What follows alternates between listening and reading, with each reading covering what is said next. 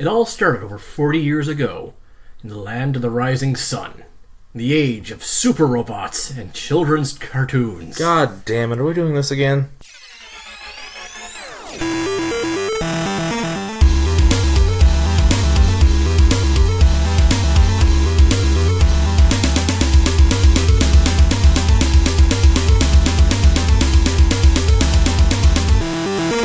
Welcome back to the final form. How excited are you, Ryan? How hyped are you? Or a better question, how perplexed are you? Perplexed? I don't know. Honestly, I feel a little high. I'm clean, I'm sober, but I just watched a couple episodes of this particular anime, and boy. So, yeah. I'm your host, Mitchell, joined again by Ryan. I think. Let's just dig into Mobile Fighter G Gundam. This is what you had to pick. Well, you found Gundam Wing a bit on the perplexing and the deep side and confusing, and this was much simpler when it comes to sides. I mean, yeah. Simple is, I guess, a word. Well, the plot is simple. Yeah. What they do with it. So, we just crossed the 1 year mark. Yay! And for the 1 year anniversary, I suppose, we decided to dive back into Gundam. And I said, hey, Mitchell, you know Gundam. What Gundam should we do next? Well, I tried to tailor this to you. And I know a lot of people who do not like Gundam. I tried giving them G Gundam, and they're like, oh, wow, it's like Dragon Ball Z, only crazier. I love it. With more racism. Yes, there is a lot more racism, but the thing is, they're equal on all sides. It's more along the lines of they basically only had a children's stereotype book to go with, and everyone is. It's okay. They stereotype everybody. Including themselves. Japan is, like, Domon is the samurai. He has to be a samurai, and many people refer to him as a wandering samurai. The Tequila Gundam? Oh, yeah. Yeah. Or the Canadian Gundam, which is referred to as either the Lumber Gundam or the Grizzly Gundam, depending on the Japanese or the English version. Yep. And thank God this was dubbed by Ocean Group, who is a Vancouver-based dubbing company, because otherwise the Canadian Gundam fighter would have sounded like he was from Minnesota, with the A's and the bouts and the boy, like how no Canadian you've ever met ever sounds like, unless they're making a joke about themselves. Actually, a bunch of my extended family sound exactly like it. I have never met anyone, but everyone I've met from Minnesota sounds exactly like that. It's very kind of like, you sure this is as far north as most Yanks get? They just assume this is Canada. Where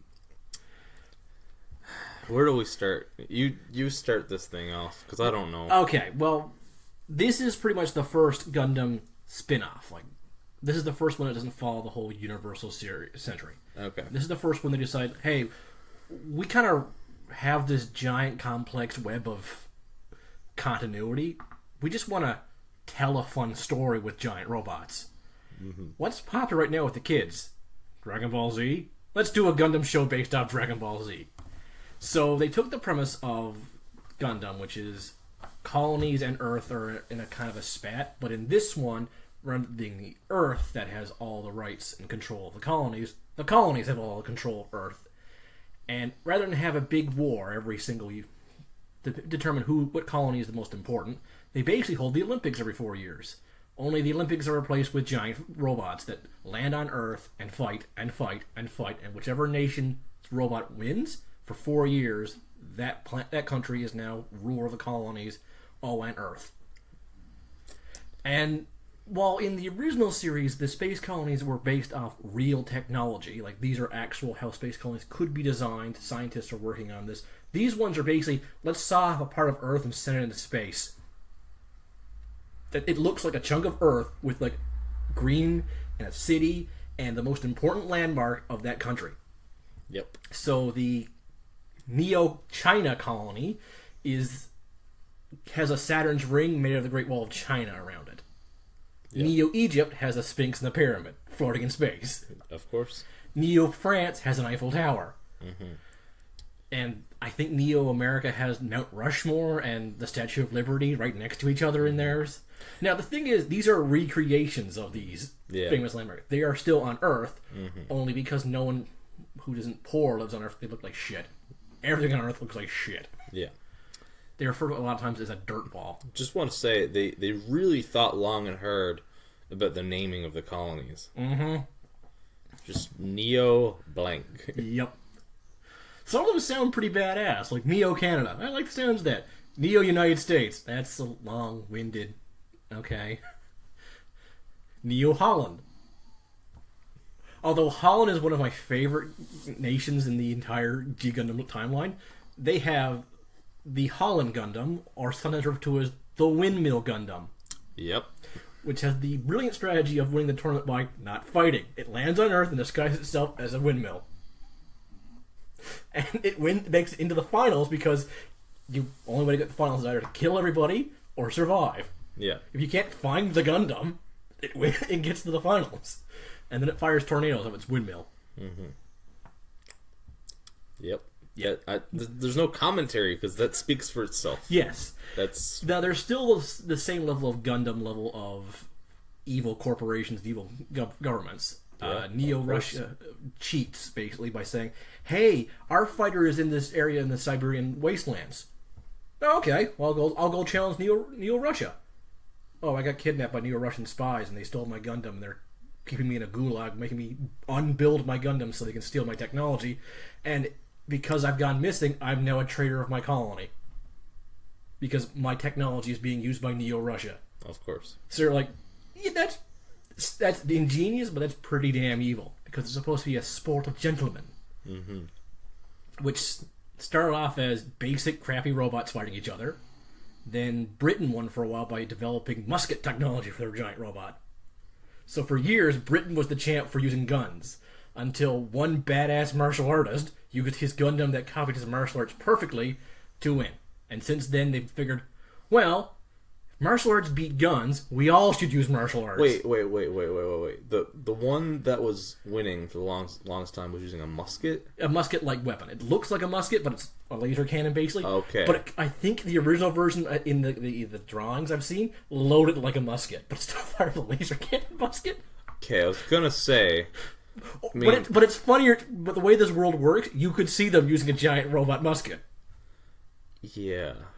All I'm thinking is, how does the technology for giant robots exist, but not the technology to advance from musket to, like, I don't know, a machine gun or a grenade launcher, perhaps? I'm just saying what the first thing that fell off my mouth. But yeah, after a while, guns became inefficient, so hand-to-hand combat became champion. There are reasons for that, because every damn martial artist in this universe belongs in the Dragon Ball Z universe. Yeah. I mean, they're doing the same jumps and kick. Well, not Dragon Ball Z, Dragon Ball is more accurate. Okay. It does get Dragon Ball Z level near the end, though, when people start actually turning Super Saiyan Gold. And it manages to turn their Gundam Super Saiyan Gold. Sure. Because they've reached such a level of martial arts and mastery. I'm not surprised. There's no surprising anymore. Like, honestly, after watching the first episode, I thought, there's no where this show can surprise me now. And I love it. This is my favorite turn off my brain and watch something anime. Man, you gotta really turn off your brain for this. Like... Well, you cannot take this show seriously. It was not written with them on taking it seriously. No, clearly. And it almost feels like a parody of Gundam to me. It definitely feels like a parody of a lot of super robot shows, which are just, let's pull bullshit out of our ass. Yeah. Through our heart and our courage, we'll win the day. Well, in this case, it's through our heart and courage and my kung fu that I just bullshit out of my ass. It just feels like the show was written by autocorrect. No, it was written by someone who was determined to tell his story. There's a funny story. Basically, this is the first Gundam show not directed by the original creator of Gundam. Okay. Who was notorious for, you can't change my story. Yeah. He's I have a vision, we're doing my vision, and it's Bandai and Sunrise were not too fond of that because he's not fond of budgets. Mm-hmm. So they got a new guy who's never directed before and figured, yes, we'll be able to control him perfectly. No. In fact, lots of writers left because he was so controlling. So that's kind of why the plot kind of goes all over the goddamn place. Yep. It sure does. But he's still proud of his work because he intended on making whatever this is. Whatever this is, exactly. And I mean, do not come in here trying to take this as an example of what Gundam is. It has shades of what Gundam is, but yep. That's like saying, pink is a shade of red, but you want burgundy. They're pretty far apart. You're technically right. Yeah. It looks, from an outside view, it looks like Gundam. And then, when you watch it, it's like a chocolate cake that's filled with pickles. It's like, from the outside looking in, you're like, yeah, it's chocolate cake. It's just like every other chocolate cake. No, sir. I was not expecting that. Oh, fuck. This is literally the second Gundam show I watched.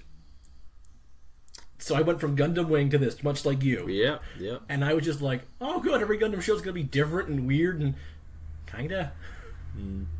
Overall, yeah.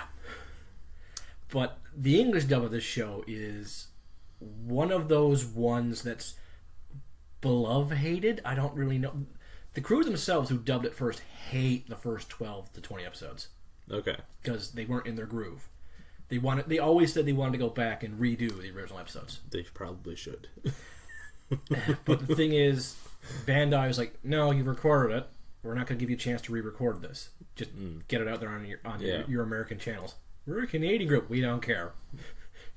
We paid you to dub this. You dubbed it. Yeah. Don't you want a higher quality? No. No, we don't.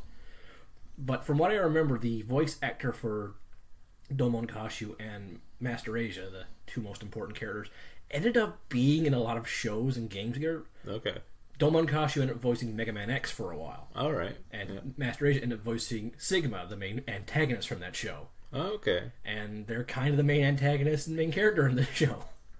And last I heard, I can't remember the name of the actor, but Domon Kashu's voice actor is a foot doctor in St. John's, Newfoundland. What? Yeah. Yeah. What the fuck? I know. That's the last I heard. I don't know if he's still there. Wow. Okay. I guess I was wrong. I could be surprised again by this show somehow. I have lots of random weird trivia for this Yeah. show. Because we don't see this, but there is like textbooks of lore of this world. Of just G Gundam. Jeff G Gundam, of who won each year of the tournament, how they Wow. won. There's Mummy the Fourth Gundam. The current one is like Mummy the Sixth. The Mummy the Fourth comes back from the dead, piloted by an actual mummy, due to the evil Dark Gundam and its Dark Gundam cells that can corrupt people and revive things and make them puppets. So Yep. it's an excuse to have a Shaolin monk in a dragon-themed robot fighting a Sphinx-themed robot that shoots mummy bandages. You want to tell them about the Horse Gundam? Oh, I love Funsaiki. There's literally a horse that belongs to Master Asia that pilots a horse Gundam by the Gundam copies the horse's movements. You heard that right. The horse is inside the robot, so it's still hearing the explosions. It's not like the horse is safely tucked away in some sort of research lab. No. A giant horse robot Which can fly into space. piloted by an actual horse. Yep. I love it. Sure. You just, like I said, turn off your brain and just go, I want to see stupid shit. Man, I don't need to turn off my brain for this. This turned my brain off. Like, I don't know. In the first episode, there was this one little throwaway bit that just, I don't even. So, what's the main character's name again? Domon Kashu. So he's being interrogated by the police. Oh, I love that scene. And the police, the officer brings in a pizza. They're in Neo-Italy. Neo-Italy, of course. Don't forget. Italian pizza. and he's basically doing the whole, oh, but you're getting hungry, you know. Like, and you expect at this point, oh, he's gonna, you know, use the pizza as temptation, so this guy will give his information up, and because he's hungry. And for some reason, he switches from teasing him with the pizza to shoving his face literally in the pizza, which is kind of counterproductive on its own. But then, at the end of the episode, after Domon has proven that he's not a jerk, he throws him a slice of pizza and says, "Hey, I owe you this." It's in a nice gift-wrapped box, too. That's the part that slew me. Like, first off, the city is evacuated because of the giant robot fight. Where did he go to get a professionally done pizza, and who put it in that nice box? I don't know. I don't know what to say about this show. It's not even like you said at the beginning that people either love this or hate this. I do not love this. I can't say that I hate it. It's just fucking batshit. This show is fucking nonsense. Have you tried watching it high? No, I have not. I don't know. I don't know if that would be a good time, honestly. There's a friend I know who could only watch this high. He gets high, and his first thought is, oh, I should watch some G Gundam. That doesn't surprise me that much. No, it does not. As a guy who doesn't even drink, I'm like, yeah, that's a pretty good idea. Yeah. I don't know. I will say, like, on the technical side of it, was not into the animation. I actually was. I thought there was a lot of, like, weird shots that were, like, so quickly thrown in there that you couldn't even see what was happening, and it didn't make any sense. I got the impression they were trying to go for a lot of speed. Yeah, but I mean, you should probably, if you're gonna animate a shot, you should probably actually show the shot. Which, fair enough. I mean, it's not for everybody, but this is, like I said, this is the color I like for my animes. Yeah, the color was fine. And the soundtrack is pretty good, in my opinion. There's a nice few songs used, nice bombastic songs for places. And a lot of the characters, like the joke characters, aren't annoying to me. There's one recurring character, the Shaolin monk Sci-Fi, who pilots the Dragon Gundam, who's supposed to be the annoying brat who's comic relief. Mm-hmm. I actually like him. Okay. Because his whole shtick is Shaolin monasteries are falling apart because no one practices Shaolin Kung Fu anymore. If he does really well, it'll revitalize the temple, which means his family will do well. Yeah. He's basically followed around by two of his teachers who are stand-ins for his dad, who I think has passed away. Okay. And these monks often speak at the exact same time. And they're basically, they feel like a gay couple taking care of their son. Okay. And the three of them together are kind of comic, but they're also Shaolin monks. They're also deadly as all hell. Yeah. And they work. They really work for me. Like, on most characters like this do not work for me. I just go, you killed the mood. Mm-hmm. But Sci-Fi is actually smart, too. Mm-hmm. His Gundam got stolen, so he keeps hanging around Domon, who's told to, if you beat the Dragon Gundam, that's part of your thing. And Sci-Fi just keeps getting Domon in trouble, so that the guards will eventually leave the Gundam alone so he can steal it back. But he pulls it off by being a pain in the ass. But it works, because he's got to get his Gundam back to restore honor to yada yada yada. They use honor a lot. Yeah. Honor, honor, honor. It almost feels like Prince Zuko from Avatar yelling honor constantly. Mm. The French pilot, George, is very big into his knightly honor. Also, my biggest question is, okay, France is a big thing about overthrowing the monarchy, right? Yeah. Neo France is a princess. Huh. The Rose Gundam, which is France's Gundam, looks like Napoleon. Oh. And that's the thing that first caused my brain. I was watching this until that, like, this is episode 4 or 5. That's the first thing that made my brain go, wait, what? Like, you could literally probably hear the record scratch in my brain. The Rose Gundam fires remote-controlled flying rosebuds that shoot laser beams. Or can tuxedo mask and land in something to do damage. Okay, sure, yeah. I feel like this we don't even need to comment on. Let's just keep saying stuff that happens, and it just. Well, did you want to talk about the Tequila Gundam? Because that's really awkward. Because Well, that's the Mexican Gundam. Yep. It has a sombrero, It sure does. a poncho. Yep. It has a cactus on one arm. Mm-hmm. And the pilot is trying to run away to have a better life. Yep. I don't know what to add. I don't either. Other than, yep. Yep. That's real. That exists. That exists. What's the zebra Gundam? Oh yeah, that's I think from South Africa. Yeah, Kenya, isn't it? Kenya. That was it. The Kenya one. Yeah. It has 2 zebras on its shoulders. Mm-hmm. And a loincloth. Yep. Oh, and the one part of the loincloth that's not covering the chest is painted black. Of course. Of course it is.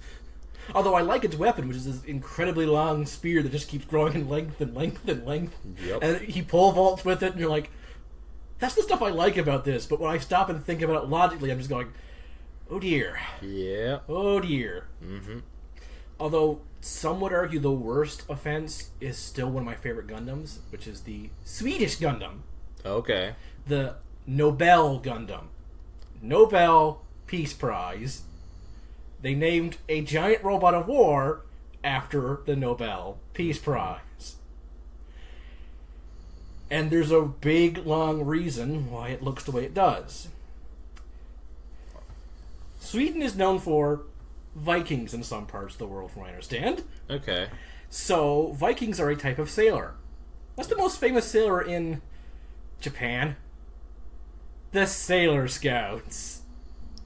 That's the Sailor Gundam. Wait, what? It's a Gundam that looks like a giant Sailor Scout. But it's Swedish? Yes! It also has a Berserker mode, because Vikings were known for Berserker mode. Oh my god, it looks just like Sailor Moon. And I fucking love it. It's my favorite. It's one of my favorite Gundams from the show. It even has Gundam boobs, which I don't understand that. Okay, see, this is what I'm talking about. That train of thought where you got to it. So,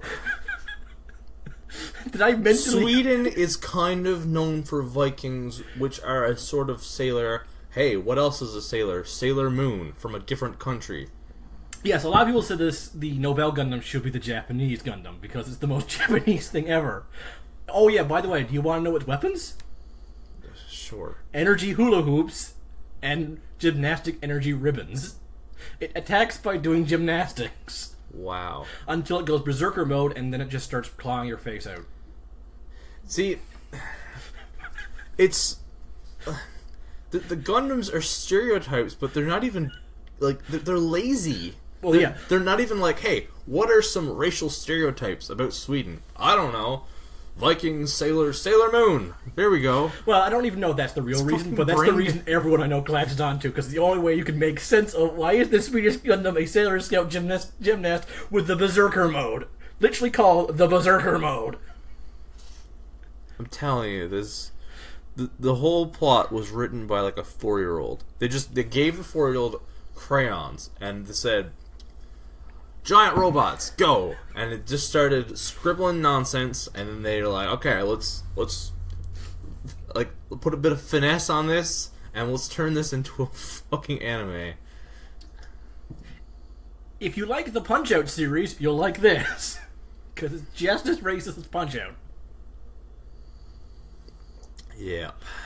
My least favorite Gundam is the Grizzly Gundam, though, because I hate when everyone does anything with Canada based off lumberjacks. It literally has a lumberjack's toque. Yeah. It has axes in its arms, which it can take out and just dual-wield axes. Yeah. Man. The Gundam Maxter, the American Gundam, is basically football fused with boxing with 6 shooters on its hips. Wait, hold on. What's the name of that gun? Maxter. What's the name of the pilot, though? It's... Chibbity Crockett. There you go. Chibbity Crockett. Chibbity fucking Crockett. Hold on. I remember seeing this, and... Its hair belongs in Yu-Gi-Oh! Yep. Like, I can't talk about this show without bursting in laughter every 5 minutes. Yeah. It's just that goofy. It really is. I don't see it here. But yeah, he's like a combination of like every most American job possible. And in fact, he keeps talking about his American dream.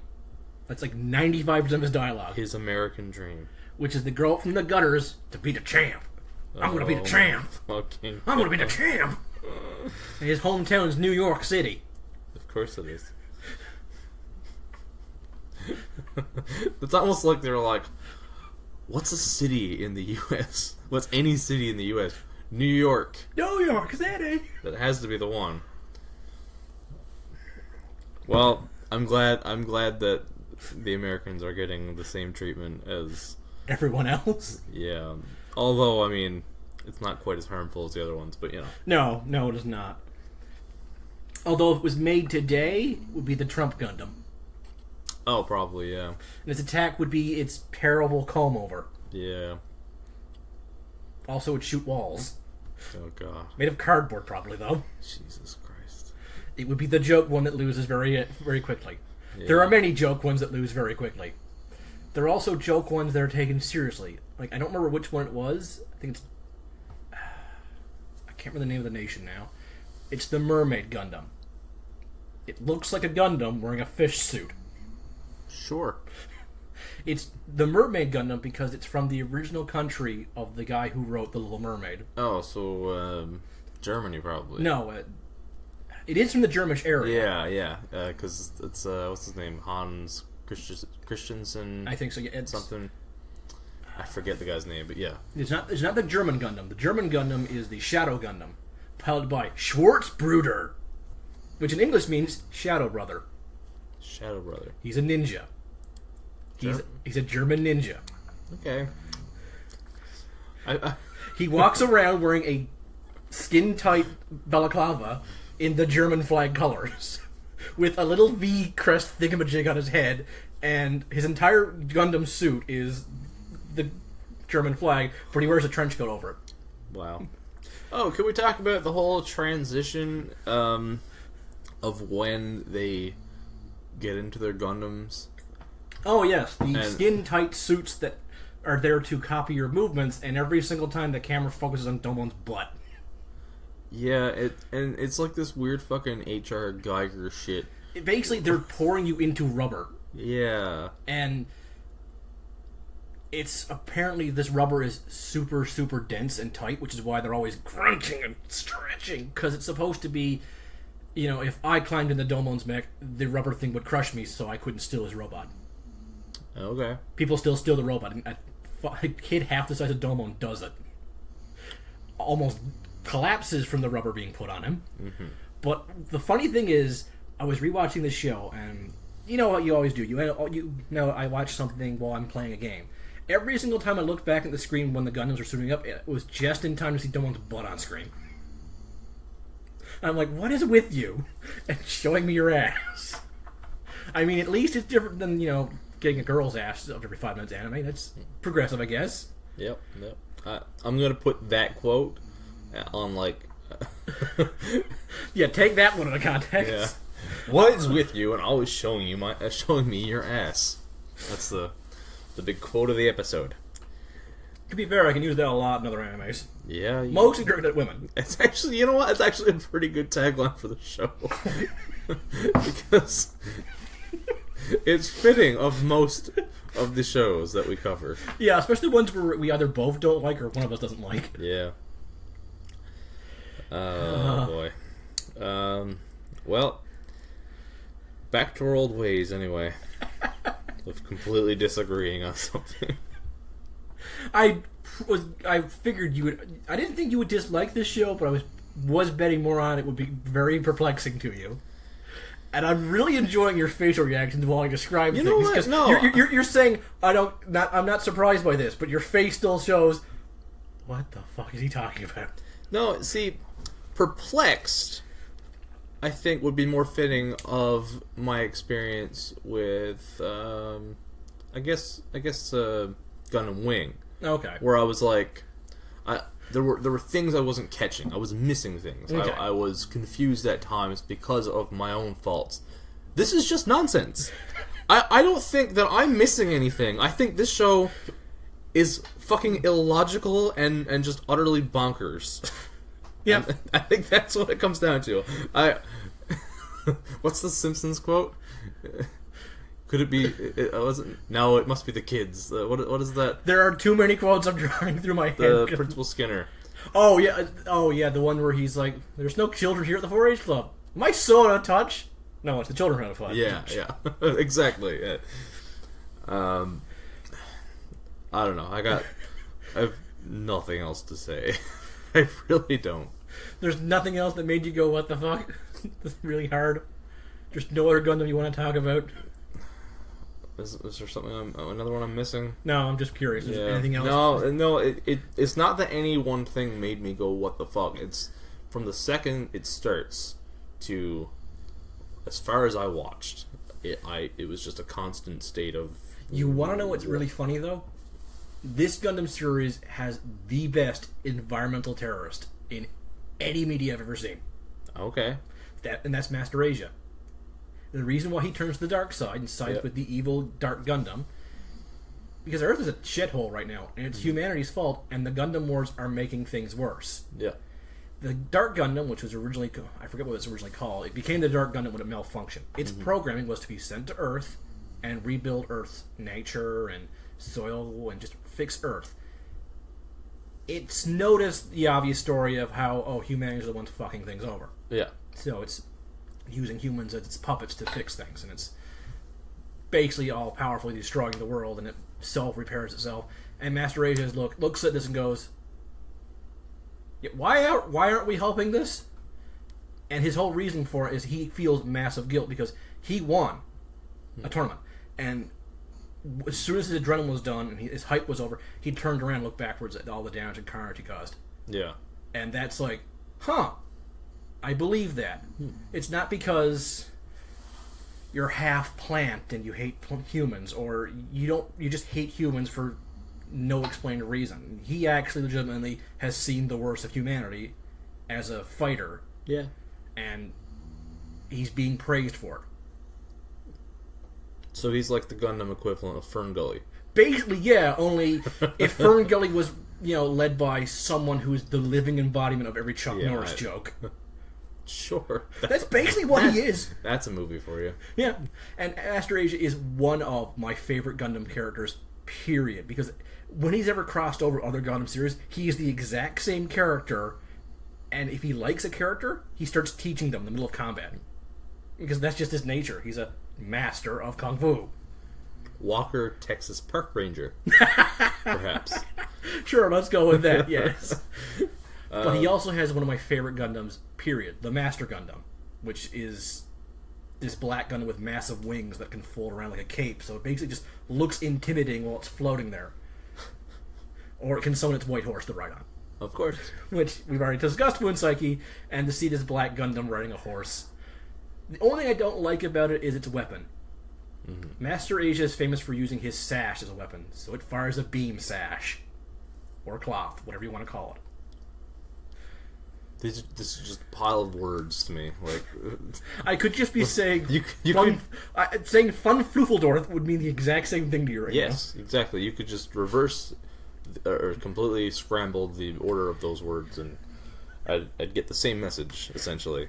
But I guarantee you, there's somebody out there listening going, "What the? I need to see this." Yeah, and they're gonna either be hooked or look like you and basically go, "I have no idea where I am right now." Yep. Like, I guarantee if I somehow managed to make you watch this entire series in one sitting, by the end of it, you wouldn't even know how pants work. No. Yeah, that is pretty much. It's pants on head crazy. Watching a couple episodes like back to back made me just like I was just completely out of sorts. Honestly, if you've ever considered dabbling into drugs, into hallucinogens, and you don't want the actual risk of I don't know, addiction or whatever, try G Gundam. Same effect. It's almost like a trial version. You know, you have tried. See if it's for you. You have tried much of the trial version. Yeah.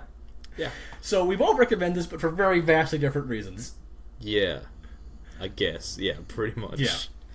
This is not my I already said Gundam 00 and Wing Gundam are my favorites, but this is probably my 5th favorite Gundam series I've watched the whole thing of.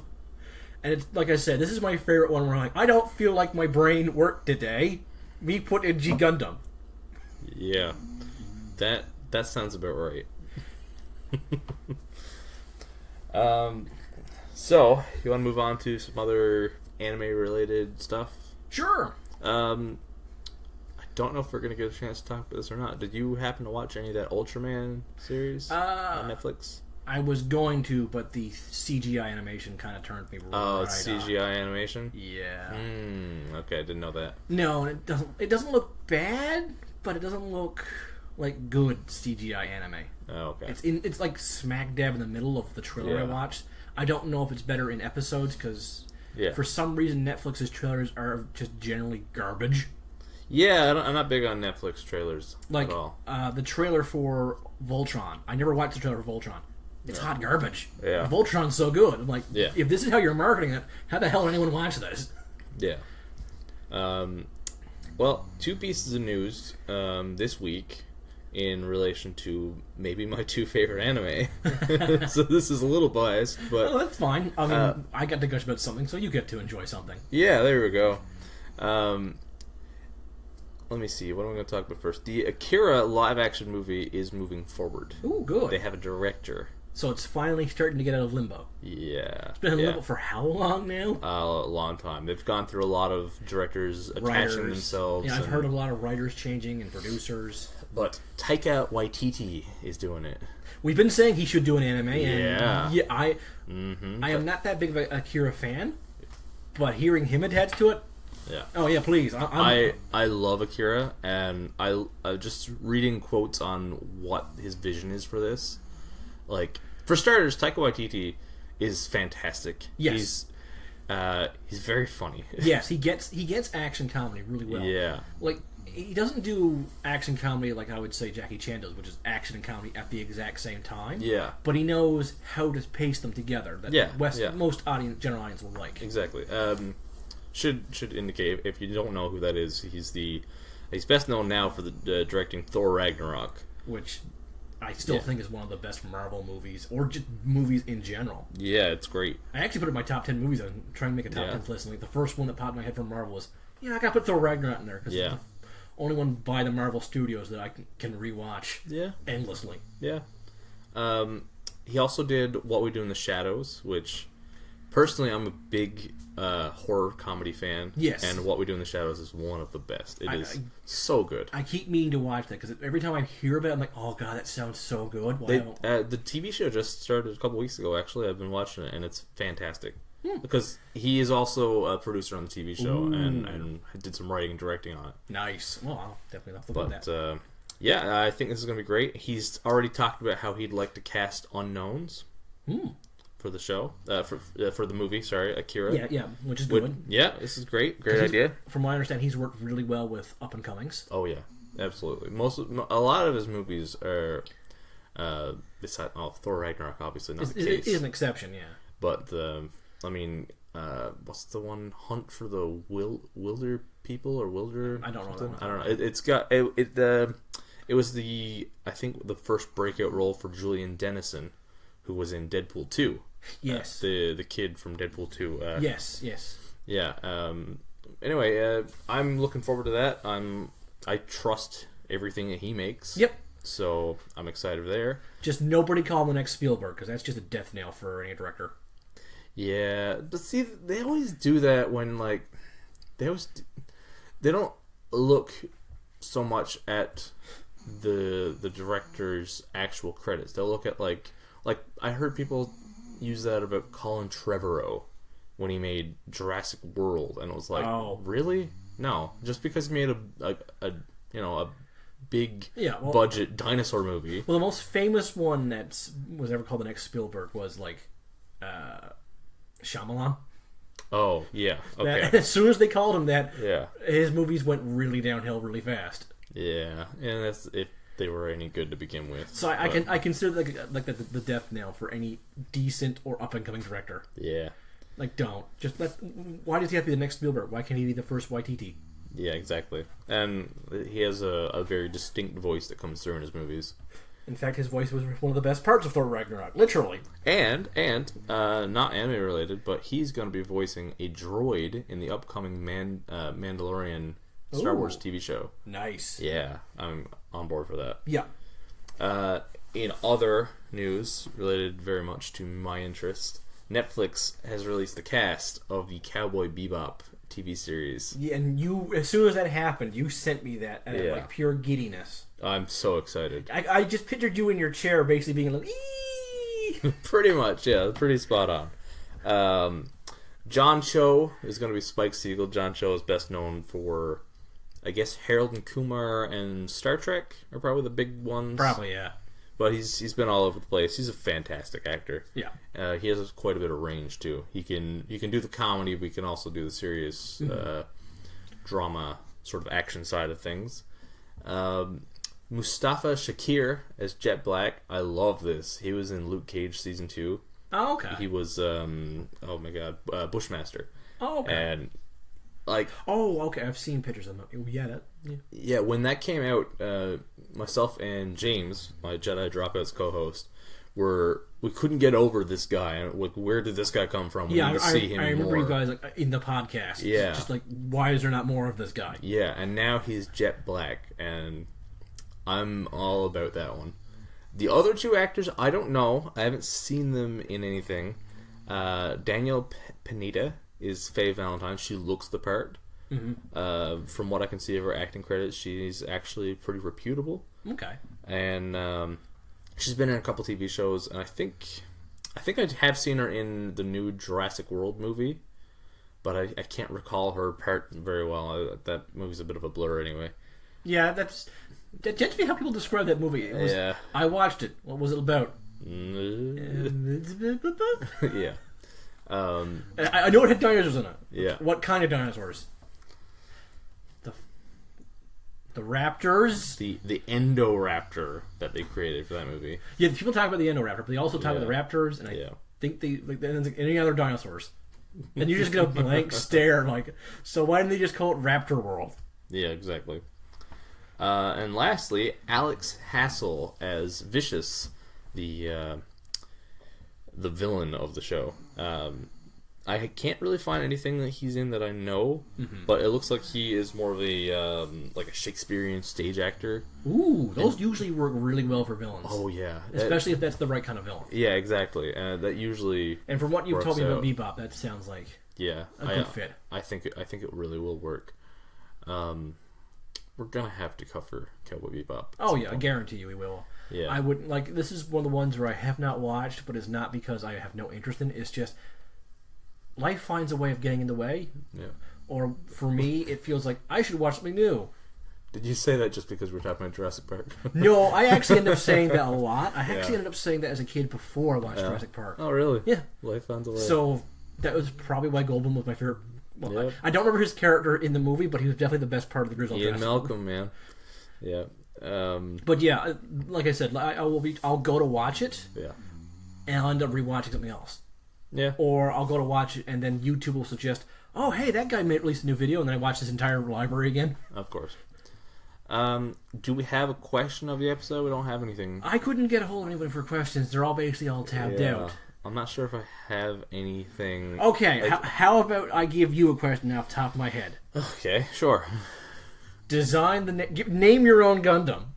Name my Gundam? You're going to make the next Neo-Canadian Gundam. Neo-Canadian? Yes. So it has to be inherently Canadian? No. Remember, the Shining Gundam isn't inherently Japanese, besides the beam swords. Okay. So, would you double down on the stupid, or would you try and make it cool? If I'm making a Gundam to represent the country. Yes. I would, I'd make it a tribute to what I think is one of the most influential Canadians of all time. I would make it a tribute to Mr. Gord Downey. I call it the Gord Gundam. I'd have a Gundam designed to look like his infamous outfit from their final tour with the Jaws t-shirt and the scarf and the hat. Okay.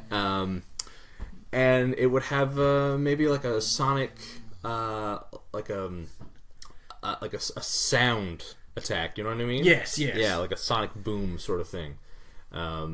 Very sound activated. I like the sounds of that. Yeah. Yeah, off the top of my head now. Yeah. The Gord Gundam. The Gord Gundam. Gord fucking Downey, man. Yeah, I like that. Yeah, I like yeah. that. Yeah. That's my. That's a nice deep cut for Canada. I think the Tragically Hip are basically the soundtrack to our country.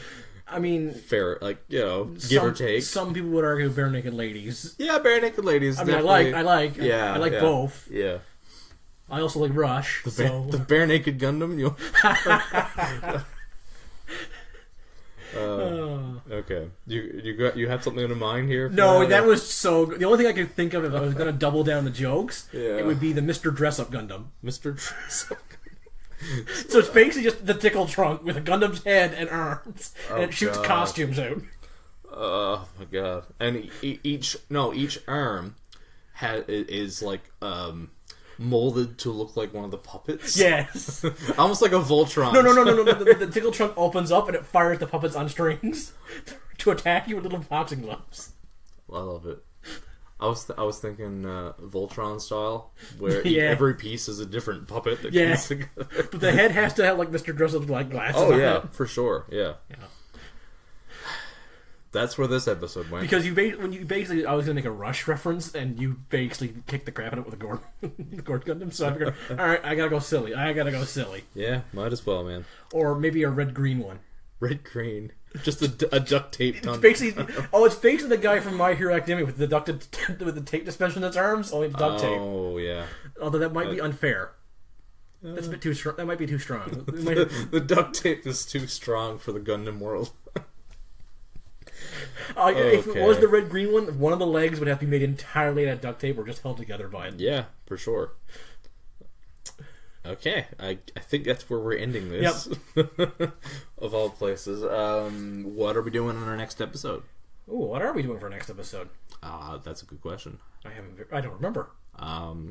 It is a surprise. It's a surprise for both of us. It's a big mystery surprise. We're doing this on purpose. We're holding out the information. Yes. That we definitely remember. That is why. Yes. Oh, why don't we forgot to do something very important?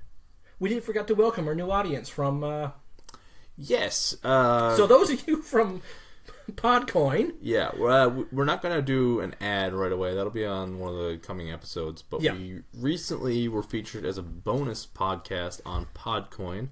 And the listens kind of took off. So I don't know if we have any...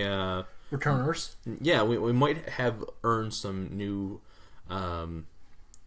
listeners from Podcoin. And if you are one of those, welcome to the podcast. Feel free to contact us for questions. If you we're always looking for listener questions for just general feedback. Yeah, absolutely. We always want to hear back from listeners. Suggestions too. Yep. We're not One Piece was pretty much a suggestion by when we were at Atlanticon. Yeah. We had a couple of people who were very adamant we do One Piece. Yeah, and absolutely. we did. Yep. So we're not we're not exactly puppets, but we'll dance for money. We'll dance for money. For money? There's money involved in this? I hope so. Well, it's called Podcoin. They'll throw coins at us, right? I'll even take tokens for arcades. I wouldn't get your hopes up by that. Oh. Anyway, that's another episode of Final Form. You can check out other episodes of Final Form, Jedi Dropouts, and whatever else we do over at www.jedidropouts.podbean.com or wherever you listen to your podcasts. And let's go. What are we doing? Gundam fight ready? Oh God! Go! Later.